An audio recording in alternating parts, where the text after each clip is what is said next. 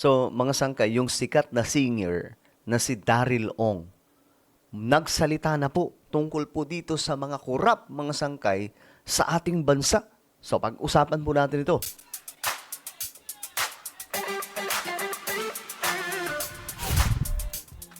Alam nyo, hindi na po nakapagpigil mga sangkay ang kilalang singer sa Pilipinas. Dahil nga po sa, nakikita nyo naman mga sangkay siguro yung grabing baha, no? Grabing problema sa ating bansa. No? At ngayon, nagkaroon po siya ng isang post na may matinding pasabog. So pag-uusapan po natin ito ngayon mga sangkay. Sa mga hindi pa po dyan nakakapag-subscribe guys, isubscribe nyo po yung ating YouTube channel para lagi po kayong updated sa mga vlog po natin, sa mga komento, sa mga reactions, or komentaryo po natin sa mga issues ng ating bansa. Sa mga nanonood naman po sa Facebook, i-follow nyo po yung ating Facebook page. Okay. Nag-post itong si Daryl Ong. Isang patama mga sangkay sa lahat ng mga politiko na nangurap ng pera ng taong bayan.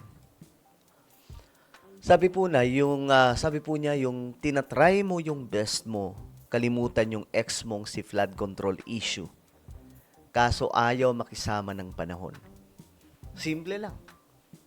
Pero alam mo na, mga sangkay, ang punto niya dito, marami na po ang, kumbaga, kalimutan na lang natin yan kasi wala rin naman mangyayari. Parang ganun, wala rin naman pong mangyayari sa mga korap na yan. Dahil nga po, pangit ang sistema sa Pilipinas. Kaya nga lang mga sangkay, paano ka mag-move on kung pinapakita ng Mother Nature po natin ang kapabayaan ng mga politiko sa mga Pilipino? Walang iba kundi itong flood control issue.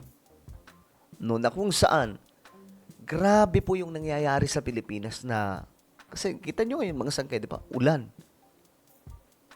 Malalang ulan. Grabe ang nangyayari sa Pilipinas. Anong nakikita natin? Baha. Baha dito, baha doon. Kasi nga po, instead na ipagawa ng mga higanting proyekto pagdating sa flood control, ang ginawa po nila sa pera, ninakaw. Hindi po natin maitatanggi yan. Because even the president, mga sangkay, sinabi po mismo niya yan. Simula pa po nung SONA nung 2025 and up to now, 2026, mga sangkay, sinasabi po talaga ng presidente po natin na ang dami pong kurap sa Pilipinas. Kung ako tatanungin nyo kung involved ba si PBBM, I don't think na involved siya dito. Kasi, anong gagawin nila sa pera na yan? Yung pera nila mga sangkay pagdating sa Marcos Wealth, talagang sandamakmak. Di na nila kailangan, sila pa nga magbibigay dapat sa Pilipinas, imposibleng mangungulimbat pa sa dami nilang pera, mga sangkay. We are talking about Marcos Wealth na sandamakmak. So, tinatry po niya yung best, sabi ni Daryl Ong, na makalimutan yung ex niyang si flood control issue. Kaso ayaw makisama ng panahon. May nakita nga akong post niyan, mga sangkay, na pinapakita raw po ng Mother Nature po natin yung kalokohan ng mga politiko sa pamamagitan po ng mga pagbaha sa Pilipinas. 'Di ba? Teka lang. Magbasa-basa tayo ng comment. Pangasangkay ito. Momento. Pansinin nyo, kailan lumobo ang flood control? 2018, panahon ni Duterte. Lumaki lalo under BBM sa admin. But let's not be fooled by mga DDS. Ito yung opinion guys ng ito si Falsis ay Dilawan, okay? Ito comment nyo naman mga picture ng baha sa area nyo. Mga floodnatics ito mga sangkay Ayan. Kita nyo? Paano makakalimutan yan, guys? 'Di ba paano makakalimutan yung ganyang klaseng baha? Dahil nga po, alam nyo, may budget kasi dyan eh. May budget dyan na talaga nga namang bilyon-bilyon yung pera para po sa flood control na yan. pero hindi po pinagawa. Binulsa po ng mga politicians. Hindi ko nga alam mo, may mga matitino pang politiko sa ating bansa eh. 'Di ba? O, tingnan nyo mga sangkay. Baha. Ang lala. Diyos mio, Marimar. Paano magmo-move on yan? Daryl Ong, here in Pangasinan, lagpas tao. Taas, 6 feet. O yan, hindi ba to AI, mga sangkay? Iba kasi, ang hirap na maniwala ng picture eh.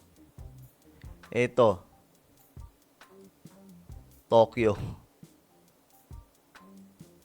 Yan, sa Japan. Ito, Tondo District 1. Baha. Grabe, no? Nakakalungkot isipin. Ay, nako po. Itong Pilipinas talaga. Kailan kaya tayo makakakuha mga sangkay ng mga matatinong politiko? Ako kasi naniniwala ako na ang sistema po talagang problema. Kung aayusin lang po natin ang sistema, mga sangkay, no? Sa ano yan, sa 1987 Constitution. Kung magkakaroon lang po ng constitutional reform, alam nyo guys, titino lahat ng mga politiko eh. Lalo na kung magiging parliamentary system po tayo. Pero isa po sa solution dyan, yung Kadena Act. Para po sa inyong kaalaman, yung Kadena Act, yun po yung blockchain technology na gagamitin. Na yung pera ng Pilipinas, no? Pag lumabas yung pera ng Pilipinas para sa mga departamento ng ating gobyerno, halimbawa may national budget, 2028 national budget, or 2027 national budget. Pag lumabas po yun, magkano hinihiling nila? 7 trillion ba yun? Something like that. Ipapasok po yun sa blockchain technology, mga sangkay. At lahat ng pera na paggagamitan doon, makikita sa blockchain technology. At hindi lamang po sila makakakita, hindi lamang yung DICT, kundi tayo mismo mga Pilipino, makikita po natin kung saan napupunta yung pera, kung kinukurap ba o hindi. At hindi po yun mabubura. Hindi yun sa blockchain technology, hindi mo po pwedeng burahin yung mga record. Kung naglabas ka o nagpasok ka ng pera, makikita po doon. Lahat ay makikita. Kaya nga mga sangkay, hindi po yan inaaprobahan sa Kongreso. Bakit? Alam nyo na. Isipin nyo up to now, mga sangkay, ang Kadena Act, andun pa din. Nakatenga. 2025. Pinapamadali na po yan ni PBBM. Pero anong nangyari ngayon mga sangkay? Nakatenga po doon. Wala pong kumikilos. Dito natin makikita mga sangkay na itong mga politician hindi po talaga willing na ayusin ang ating bansa at magpagawa ng mga magagandang proyekto. Kasi once na nasa loob na po yan ng Kadena Act, kung maaaprubahan yung Kadena Act, mga sangkay, yari sila. Lahat ng mga proyekto hindi na po pwedeng bawasan. Dahil makikita na po doon. Yan ang ikinakatakot nitong mga politiko, mga sangkay. Nandun yan sa Kongreso lang, nakabinbin. Hindi po pinapagalaw yung Kadena Act. Bakit? Alam nyo na siguro kung bakit. Hindi na po natin kailangan i-memorize yan. Ayaw nila. Kasi nga, mabubuking sila. Lak ng toko ah.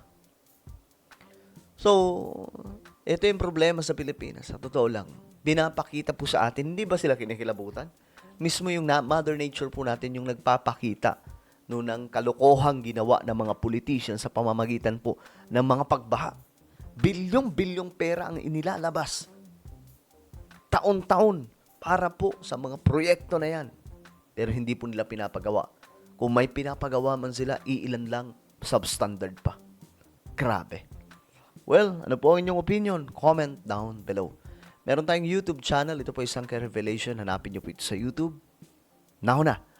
At isubscribe nyo po ito. I-click ang bell at i-click nyo po yung all. Ako na po yung magpapaalam. Mag-iingat po lahat. God bless everyone.